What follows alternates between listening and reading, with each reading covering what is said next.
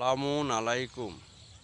আর আমি আসমানে স্থাপন করেছি কক্ষপথসমূহ এবং তাকে করেছি সৌন্দর্যমণ্ডিত দর্শকদের জন্য।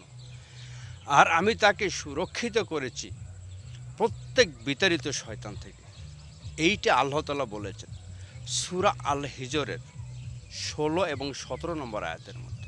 আল্লাহ তাআলা এখানে আকাশমণ্ডলীকে সৌন্দর্যমণ্ডিত করার কথা বলেছেন। আমরা আসলেই সেটা সেভাবে লক্ষ্য করে দেখি না।